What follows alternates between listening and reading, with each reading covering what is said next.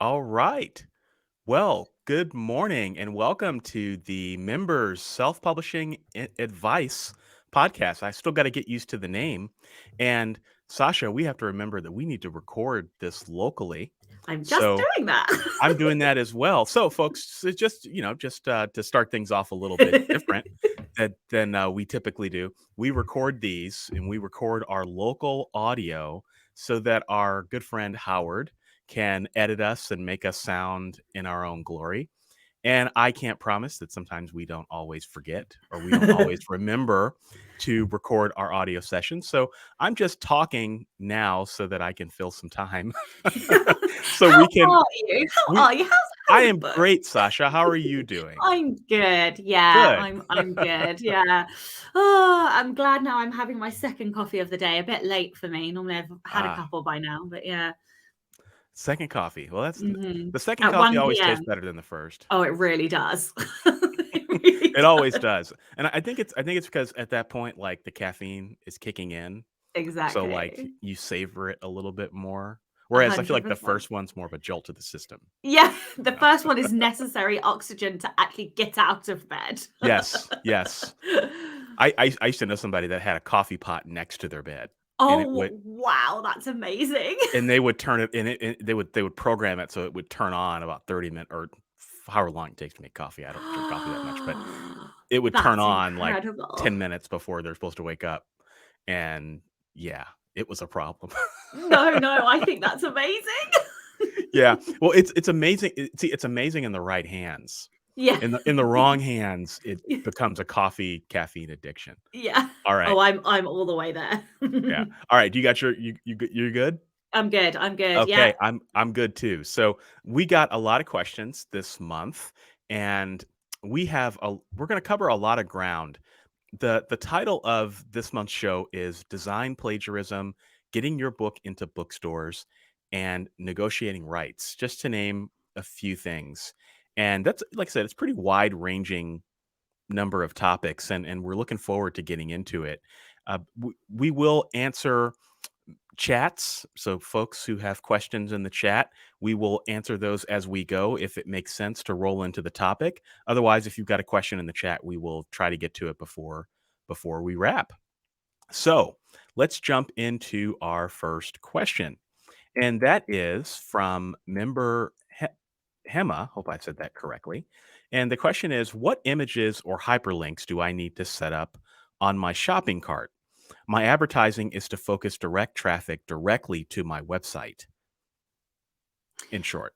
Yes, okay, so I mean, I keep this pretty simple for me, and I use a 3D image of my book. And there are some free 3D cover generators online.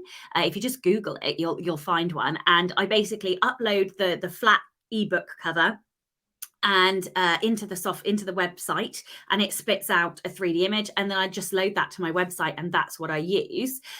In terms of like linking out, generally speaking, I will again search Google for each store's logo, and I'll pull off like a little icon. So it's a small image anyway, but it will be like the icon for Barnes and Noble, or it will be the Apple logo or the Kobo logo. And then I put all of those on the book's page, and I hyperlink those logos, the image, out to my book's page on that store. And so it's quite simple, but each image becomes a bit like a button in essence, and that enables people to both see visually and like see all the options, which sort of acts a lot like the universal book link that Draft Digital do, except it's on my website.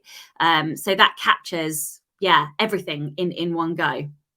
Yeah, that's great. I do something very similar to that. I have on every page on my site, I do exactly what you do, whereas I get the logos for all the retailers. I do the top five. I think I do Amazon, Barnes and Noble, Kobo, Apple, and Google Play. And Yeah. then Audible if I have an Audible book. And then Yes. what I do is I put a button below that that says more stores. So then they can Oh, click and then cool. it goes to books to read where, they can get, all the Guess what I'm going to be other little doing? places. That's brilliant. Brilliant. Yeah, brilliant. yeah. I mean, I tried that because I had some people once that reached out and said, "Can I find your book on Overdrive?" And I was like, "Well, yes, you can, but it's not listed on my site." So Yeah. it worked out. And then I also sell books direct too through Yes, PayHip, so do I. Yeah, yeah. and I've got a button under that that says buy the book directly from Michael. So I don't know if it's the most elegant thing in the world to do, but I know that there are some WordPress plugins. I So don't know if I him. Yeah, I have, Yeah, my store on the WordPress site, and I cool. use WooCommerce to do Oh, that. cool. Yeah, so that page that I'm talking about is the sales page for that book. However, I'm definitely going to be adding the, universal book link. I don't know why I didn't think of that. It's brilliant, Michael. Oh, Thanks for yeah, that tip. yeah. Well, I've had enough people reach out to me and ask for, places that I didn't put a button for that I was like, Yeah, "Okay, I gotta solve this problem," you know? yeah. But, yeah, so that's there's multiple ways of going at it, multiple ways of biting the apple, so to Yeah, speak. I think yeah, the question, the ultimate answer is, can you just put together something that is user-friendly and that yeah. also, supports a going wide strategy? And I think there's no wrong answer on how you do it. It's just how do you accomplish it?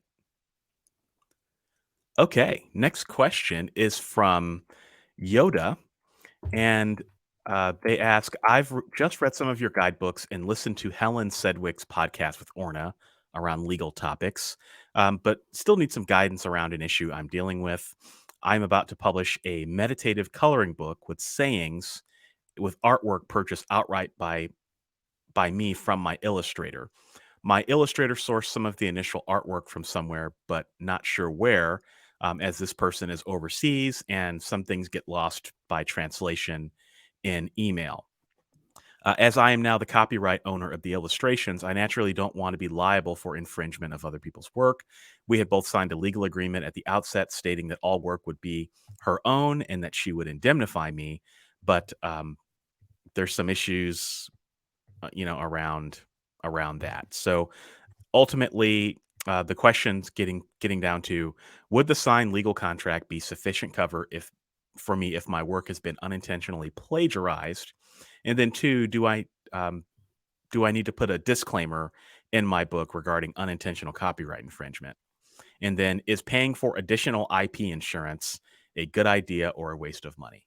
So there's a lot there. I thought I would read that whole question, because there's a lot of really good stuff in this. The first is it certainly sounds like Yoda did a lot of things right in this case. So the important thing to understand is that when you work with an illustrator, unless you sign a contract that says otherwise, the copyright belongs to the illustrator, and the illustrator is licensing the work to you to use for commercial use. Your exclusive commercial use typically. If you sign a contract that says that you own the copyright, that's certainly much better. You typically have to pay a little bit more for that. So it's not that's a copyright issue. The copyright issue is settled in this particular case, which is awesome.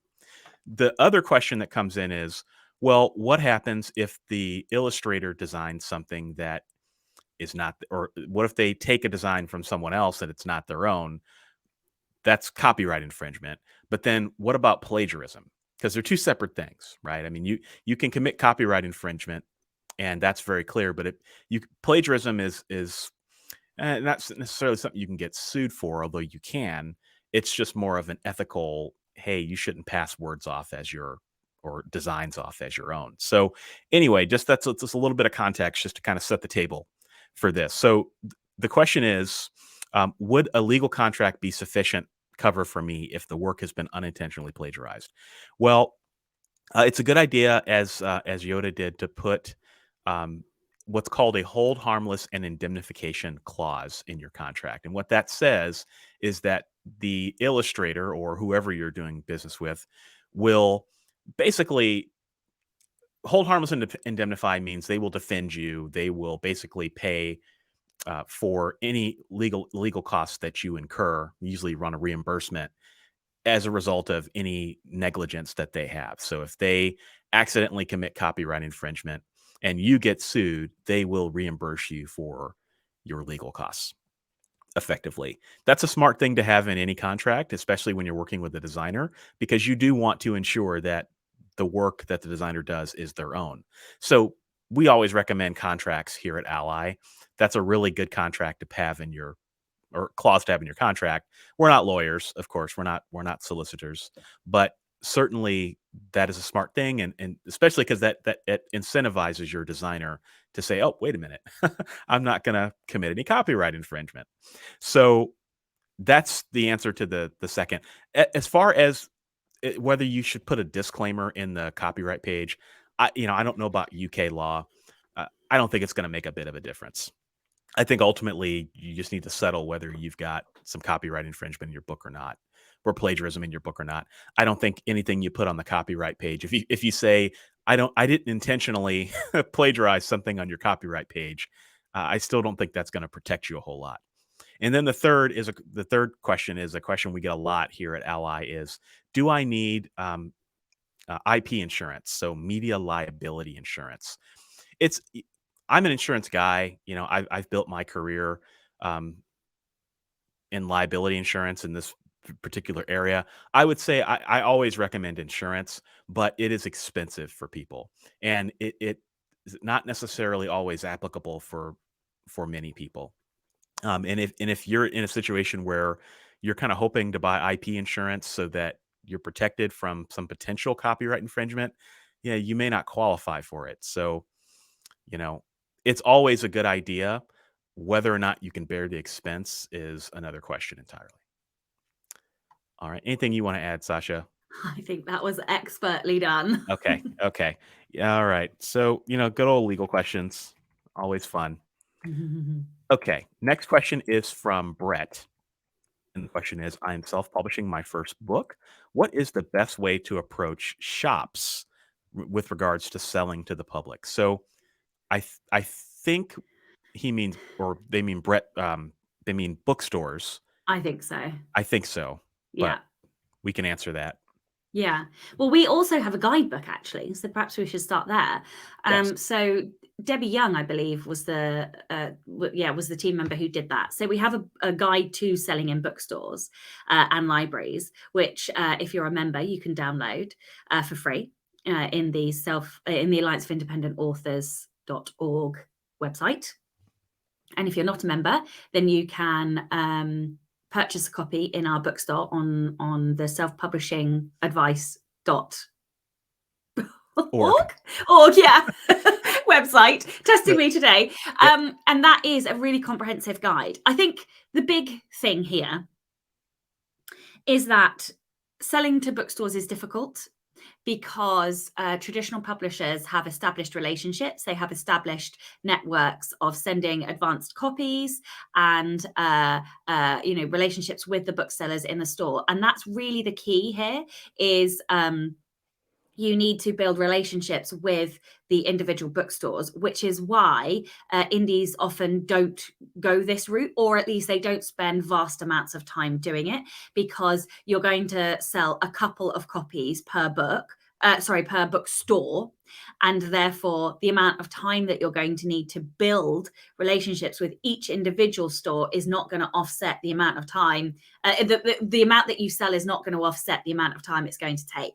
That said, sometimes if you have quirky local independent bookstores, and sometimes they're willing to do things like ship out signed copies for you, or they will do launch events with you. And so sometimes setting up those relationships and working with local bookstores can be beneficial, but just understand that it is a one-on-one type relationship that you're going to have to build with individual bookstores when you are an independent author, because you don't have those traditional publishing networks where they've got the systems in place. And also another thing that you need to make sure is that your books are either on Ingram Spark or Gardeners, or whichever distributor works in your local country, because bookstores will not buy from KDP print. So that's another thing that just wanted to add.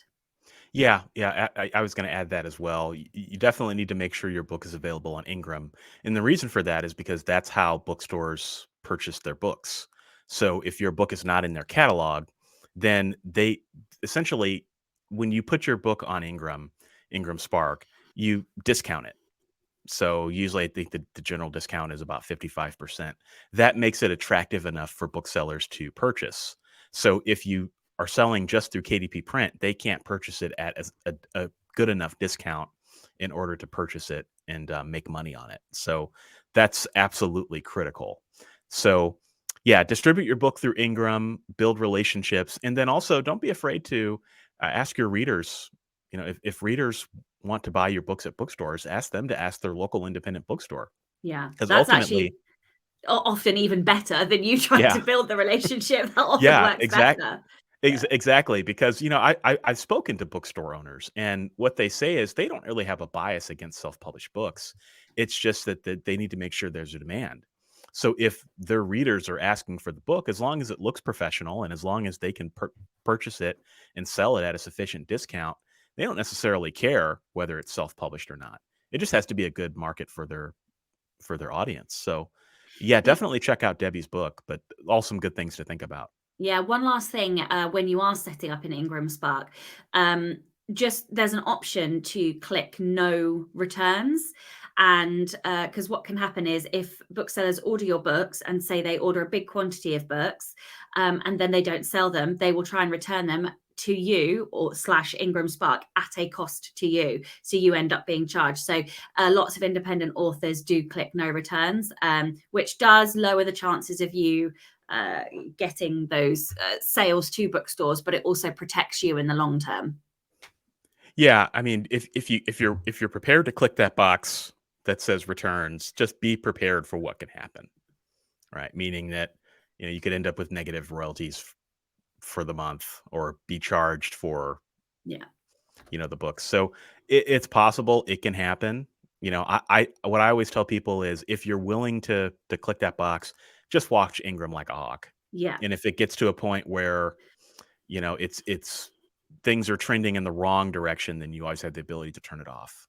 So, but yeah, great answer. So our next question is from Celine. And Celine asks, we have a publisher who wants to sign a contract to release our new children's books. They need the rights. They need the rights to the books and the audiobooks they are creating. They would like exclusive rights to the audiobooks, but they only distribute in the USA. We would like to distribute our audiobook to the world. Can we distribute another version of the audiobook if we sign an exclusive deal? I'll take that. Probably not. The other thing you have to think about is the language. So when you license a contract, you also have to think about the language. So generally, you want to negotiate in the grant of license the term, the territory, and the format. So you could say this audiobook contract is for 5 years or 7 years. That's the term. The territory, it sounds like that's what you're negotiating already, which is audiobook rights for the United States, but you retain the rights to distribute an audiobook anywhere else in the world, right? But then there's also the language. So you also want to settle that. So if you can get it in writing from them, that they're only purchasing the audiobook rights for United States, in English, and that you have the right to produce another audiobook in English to distribute across the rest of the world, that's probably the way to do it. Probably would be expensive. I mean, but if that's what you want to do, certainly go for it. But just make sure that the contract is teed up, and then that might be something you want to discuss with the publisher as well. Because at least if they're aware of it, then as long as everyone's on the same page when that ink dries, I think that's the key. So if they understand what you want to do and you understand what they want to do, that's always the answer. Would be Yeah. my answer on that. And we do have a rights desk, don't we? If there are any queries over contracts, so you could send your contract to the Ally rights desk to get some advice on that, should you need it. Yes, and just go to selfpublishingadvice.org/contact, and we can get you in the right direction there. Okay, next question is from Nathalie, I'm about halfway with writing a book series, and I intend to conclude it in a few years. I'm looking at doing new covers in the series, and I'm wondering when to get them done, i.e., when do I put the covers on the books? The title and the blurbs of the books aren't changing, just the underlying cover design. Do I wait with getting new covers on the books when I've released the book, or do I do it for all the books at the series in the same time? What do you think, Sasha? So I don't think that there is a right or wrong answer here. So the only thing that I can do is answer from a personal perspective in terms of what I would do. So in the question, she did mention that she was thinking about doing a big thing for each reveal and each book. So that is one method, month on month on, she would reveal a new cover and do, and I think that's a great idea. For me personally, if I'm changing the covers, it's going to be because they are not on trend anymore. Or I am wanting to do, yeah. So the chances are it's because they're not on trend, and I would like to throw some advertising at the series in order to be able to generate a better ROI on my advertising spend. And therefore, for me, I would change them all at once because I wouldn't want mixed branding out there, especially if I'm changing them in order to try and increase the sales. So I'd want them all to look uniform and all of the series, to be the same, especially if I am going to start putting money into advertising on the first book. So I think that's what I would personally do. But that said, I did like the idea of doing a cover a month and the sale. So and as I said at the start, I actually don't think there is a right or wrong answer here. It just depends on what your marketing method is going to be and what you're trying to get out of changing the covers. If it's to generate sales, I probably would change them all at once. If you're trying to increase awareness and build audience and engagement, then maybe a month on is probably a good idea. I don't know what your thoughts are. Yeah, I'll take a contrarian view. I Oh, think the answer is what you just described, Sasha. I think I would change all the books at the same time because the worst thing you can do is confuse readers because you don't yeah, want them clicking on book 1 and they're like, "Wait a minute, this design looks different than book 3. Are these really in the same series?" yeah, So, I think you gotta nip that in the bud. That said, I do think before you change the covers, I do think you could do the reveals. So, if you wanted to do the reveals the week before or a month before, so that your audience knows that this is coming, I think that's better. I just wouldn't have different covers in production at the same time. yeah, I yeah. think That that's was that's the critical piece. yeah, yeah. And I think we're both agreed on that. Yeah, I think we both agree on that. I just wouldn't. Yeah, I would change everything at the same time, and then I wouldn't. You know, yeah. I mean, the only time the cover should be different is because, Apple or Google are changing them. So maybe it just hasn't cycled through yet. But yeah, eliminating reader confusion, I think, is just critical because Hmm. confused readers won't buy your books. So you just want to avoid that. But, you know, if it's your audience and they're familiar with it already, then I think there's something to be said for building an event around it. I would just do that before you actually publish it. But hey, good old opinions. Okay. Next question is from, oh, this is from our member Brent. Have you all thought about doing a podcast or info segment on the topic of scammers in the publishing world? I've been contacted by several entities offering to get my book on radio shows from different states for a significant price. I've also been offered to publish with certain publishing firms for big bucks too. Is there a listing anywhere which shows bogus firms, marketers, etc.? Yeah. Okay. So, first of all, be very skeptical of anybody who contacts you offering you a service. I think that's probably the first thing to say. The second thing to say is that we have a watchdog, which is run by John Doppler.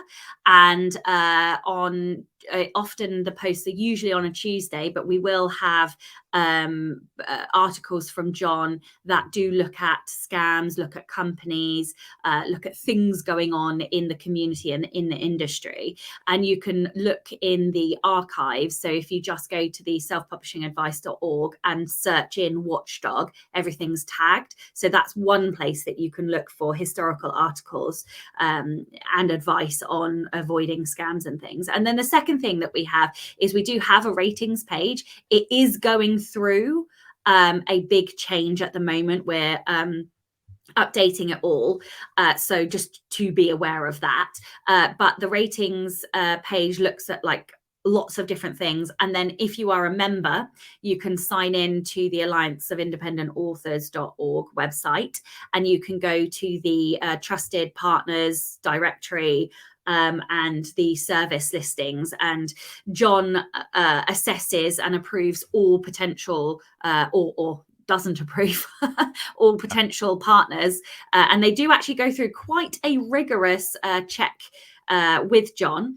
And so anybody that is on that list is 100% approved by AskALLi, and we assess them against various metrics, so you can be assured that they are legitimate. And the other thing is not part of AskALLi, but still really good, and that's Victoria Strauss, I want to say, who does Writer Beware blog. And she does a very similar thing to John, where she goes into a lot of detail investigating scammers in the industry. So that's another website that you can look at. But I would be very skeptical about the return on your investment that you would get from booking onto radio shows. The reason for that is whilst some listeners will listen to audiobooks or read books, it is very unlikely that you're going to get a significant return on your investment, because people aren't listening to radio to get book recommendations. They're listening to radio for music and for news and the comedy sketches that between the presenters. So you are more likely to get a better return on your investment by putting that advertising money into the locations that readers actually are. So for example, Amazon spend, or Kobo promotions, or so on and so forth. So I would just be skeptical of the benefit of that anyway. Yeah, no, I agree. And I would also say, just be careful with traditional media, because they, there's a bias against self-published authors there too. So it's one of those things where be careful what you wish for, because you just might get it. I've heard stories of people that have been featured on radio stations or on local TV stations, and it didn't go as well as they thought, because there's some hostility toward indies. One, if they even let you in the door, is the first thing. Two, if they do let you in the door, what kind of interview are you going to have? And then three, the people listening, if they know you're a self-published author, they may not be willing. There's stigmas there. They may not be willing to take as much of a try on your work. And then the other thing to think about is demographics. I'm 35. I cannot think of the last time I listened to the radio. Right. So that's another thing. There certain demographics listen to the radio, or certain occupations even. I mean, if you're a truck driver or something like that, maybe they listen to the radio a little bit more than your average person, but maybe even not, right? Because truck drivers are pretty sophisticated and they've got pretty good technology. Maybe they're not listening to the radio. So just think about demographics. If the people you're trying to reach are on the radio, then cool. If they're not, then maybe look at somewhere else, is another thing to think about too. Okay. Well, Sacha, this is the point where we have blown through our programmed question. So now we're just going to go into uncharted territory here. So I don't know what the questions are. You don't know what the questions are. This is going to be fun. So we're going to have some fun here. Okay. So next question is from Jasmine. It says some concerns around Apple, and concerns are, I'll take this generally. Okay. What do you do about people pirating your book on retailers? Like what do you do about that, Sacha? On retailers, or Yeah, like on Apple or pirate Amazon, sites? or I don't think I've ever had my book pirated on a retailer. I've had it pirated on pirate sites, and I just ignore it. I don't know if that's, I mean, you can issue a takedown notice, but to be honest, like they just go up straight away.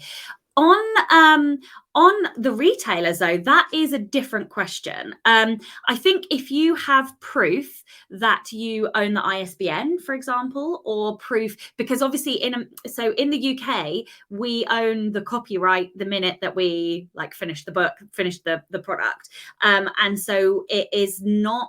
It's not that it's not recommended. It's just that we don't have a system like you do in America for registering copyright. We can register copyright in America if we want to, but it's one of those things that's recommended more often for American people than it is for UK people. So for me, I typically I own that I have ISBNs on all of my books, and I've always done that. And whenever I've had a rights issue with KDP, I have shown the USB portal with my address, my real name, my pen name, and the ISBN. And that has, generally speaking, sorted out most of the issues. But I'm not sure what else I would advise other than maybe Yeah. registering copyright in America. Yeah. Yeah. The only reason you would register as a Brit, I mean, you tell me if I'm wrong, but the only reason you would register a copyright in the United States as a Brit is if you want to sue somebody in the United States, because that's really other than, you know, proving that you own the copyright, that becomes proof in a case if you've got a copyright registration certificate. Really the only reason you're going to register your copyright is because you're about to sue somebody. And when you register a copyright here in the United States, it takes an ungodly long time to get that certificate. So you can't just register something and say, "Oh yeah, I registered it on Amazon." It's going to take a minute, you know. So I would say, you know, if your book is being pirated by retailers or pirated on retailers, I think you can solve that pretty quick, because it ultimately boils down to the date you published it, right? So you can say, I published this book on, you know, April 5th, and the retailer will have record of it, so they should be able to remove it. Now, how quickly they remove it, I don't know. You know, it's one of those things. I think I have heard of people having their books pirated on Amazon, and I've seen it myself. In fact, I won't name the author, but it was a big name author that a lot of people in like the urban fantasy genre would recognize. I was doing some research one night and I stumbled across a page. I was like, wait a minute, that book description looks suspiciously familiar. And so I clicked on the book, and then on the copyright page, it literally had they just had stolen the entire book. Like, it said it right there on the copyright page, even though the book cover was different. The book cover had some weird author name on it, and it looked a little goofy. But when you clicked on it, it was actually the other author's book. And it was like painfully obvious, you know. And obviously the book had no reviews. I don't think anyone would have bought it because the cover was just ugly, you know. So I question how frequently people are actually buying those books, you know, because I think it just doesn't make any sense. But yeah, if it happens, I think you just reach out to the retailer, and I don't think you're really going to lose that much money. But, you know, if you do, then I think that's probably more of a problem. Yeah. But yeah, and if you see your book pirated on websites, what you said, Sasha, I do the same thing. I just ignore it. Because 9 times out of 10, it's not really your book. It's a trap to get you to give your credit card information or log in so they can install malware on your computer, and then you're screwed. So I probably shouldn't say that word, but you know what I mean. You know what I'm saying. Yeah. You know where I'm going Yeah. with this, Yeah. right? It's not really your book on a site. They just scrape the data and make it look like it's your book, Yeah. right? Yeah. And if it is your book, you know, again, I think someone who pirates your book was probably never going to buy it anyway, and so it's kind of a different audience, you know. So I think there's maybe some benefit and value in someone who pirates your book, because to me, I'll take my fans however I get them, right? So Yeah, if exactly. if they Exactly. pirated my book, I don't necessarily care how they got my book, but I wouldn't mind them being on my mailing list, Yeah. you know? I Yeah, mean, exactly. not gonna lie about that. But yes, I mean, piracy is wrong out of the principle of the matter, and I know that there are some people who take that very seriously, but I think you could spend your whole life chasing after pirates, and I don't think you'll really get anywhere, because even if you eliminate one, another one's going to pop up. Yeah. Especially the more successful you become, I think about like a Stephen King. I wonder like just how many people pirate his books on a daily basis. It's probably a substantial number, but I wonder how many of those people are still like avid Stephen King fans. Like, yeah, I pirated Stephen King's books, but I'm like the biggest fan ever. Like, I wonder, like, what's the value of that kind of reader? I think there's a value there, but that's just me. I think there's a value if they convert to, like, I love this book, I'm going to go and buy 3 more, or, or they do sign up to the mailing list, or they then become, because we all use free as a mechanism, right? Yeah, So like yeah, free is very valuable as a mechanism for gaining readers. It's just like in a superstore, a supermarket, you will get to taste a bit of the product for free. And I don't mind that. I have a free book, I think we all use that mechanism. There's a bit of underhandedness, obviously, if it's pirated, but if they then convert to paying fan because they want the physical product or they want a digital product on their e-reader, then I think there is value in it. Yeah. yeah. Well, so riddle me this. So what if that person never buys a book, but they tell all their friends about it and their friends buy some of your books? Yeah, Is and there yeah. value there? Well, that's exactly like a library, right? So they don't necessarily, like, they don't pay for the books, but they're reading the content and then become a fan who converts other people to buying customers. And I think there's a huge value in that. Yeah, I do too. I do too. I think there are reasonable people on the other side of the microphone who might disagree, Yeah. but but hey, We're on the it's the mic and reality. you're all wrong. No, I'm kidding. Exactly.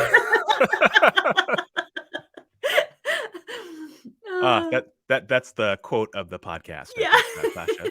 We'll post that. We'll do an infographic with that quote on there. All right. Final question is from Jennifer. And Jennifer asks, Jennifer is looking into the possibility of setting up an LLC and is wanting, theme of the day, media liability insurance. With all Yeah. the entertainment lawsuits out there in the music industry, I've developed a fear that maybe my story, once published, may sound a little bit too much like Cinderella, and the writer of Cinderella will see me as an easy target for a lawsuit. Are there any alternatives? Right now, the most um, one of the only ways to get media liability insurance is through the Authors Guild, who has if people don't know, the Authors Guild has a program with a United States insurance carrier where you can purchase media liability insurance. Are there any alternatives to that? So I can take that. Well, can I just comment about Cinderella? Yes, I was gonna. Yeah, please, Yeah, please let me do. comment about Cinderella. So here's the thing, right? Cinderella is a fairy tale that is hundreds of years old. So you can actually use Cinderella as the basis for your story because it is out of copyright. Yes. Anything that is that the author has passed and it's more than 70 years past the date they died, you can actually use the book as the basis for your own story, and it's called a retelling. That's why we have like Hades and Persephone. These are mythology. It's a huge market and trend at the moment for Hades and Persephone retellings. We've got Cinderella retellings. We've got Beauty and the Beast, which is a play on Hades and Persephone, right? So like you have all of these iterations of retellings that are completely legitimate and valid, and you are not going to be under any copyright infringements because the fairy tale is so old. Of course, if you try to use 50 Shades of Grey right now, that would be a problem because the author is still alive and the book is under the copyright. But if you're using fairy tales or old mythology, then you're not going to have any issues with that. Yeah, just don't use Disney's Yes. the things that Yes. Disney has done, because Yeah. Disney also had the right to create Cinderella because it was in the public domain, but Disney made some changes to Cinderella. You can't use those changes. Like you can't use Disney's Cinderella as the basis for your story. So just be aware of that. But yeah, public domain, that's the beauty of it, right? Is that you can remix and remaster to your heart's content. Now, as far as liability insurance, I realized I didn't clarify what that is. So for people who don't know, so media liability insurance, you purchase that. Basically, it protects you from situations of copyright infringement, issues where someone sues you because of something in the content of the media that you create. Traditional publishers purchase media liability insurance because they're publishing lots of people's content and they don't necessarily know. I mean, they can sign a contract that says that, the author has the rights to use the work, that the work is original to them, but sometimes it may not be, right? And the publisher doesn't always know that. So the publishers buy this insurance so that if they get sued, it doesn't it doesn't have a material impact to their business. And so authors can also purchase this insurance so that if anything they write ends up creating a copyright infringement allegation or even a plagiarism allegation, or covers patent infringement or trademark infringement too, then the insurance company will essentially defend you up to a limit of insurance, usually a minimum of $1 million, and it gives you a peace of mind, right? Because you know that if you write something that gets you into trouble, you're going to have an insurance company whose lawyers are going to ultimately protect you. Now, I'm simplifying that, but that's why people purchase liability insurance. And the reason they purchase liability insurance is because your typical insurance policy will not cover copyright infringement. So your homeowner's insurance, that's not going to cover copyright infringement. Your typical commercial liability policy that you can purchase, that's not going to cover copyright infringement. So you need a special policy for this. Now, the Authors Guild here in the United States does offer, like I said, they've got an arrangement with a company, and you can get media liability insurance at a discount. I'm not sure what the prices are. There are a few other companies who do offer media liability, and they generally tend to be international companies. I can't give any names out because I just can't. Because I work in insurance, I can't promote any competitors. But you can do a web search and just type in media liability insurance quotes, authors, and see who pops up. And generally, you'll probably be able to find some. And a lot of them, and I did some searches earlier this year, a lot of them actually provide copies of their policy too. So just take a look at the policy, and certainly if folks have any questions, they can contact our rights desk, and we can answer any questions that we can. But it definitely, there are alternatives out there, but you've really got to look hard for them. And as I said before, it's not. It just kind of depends on every author if it's going to make sense for them to do. All Lovely. right.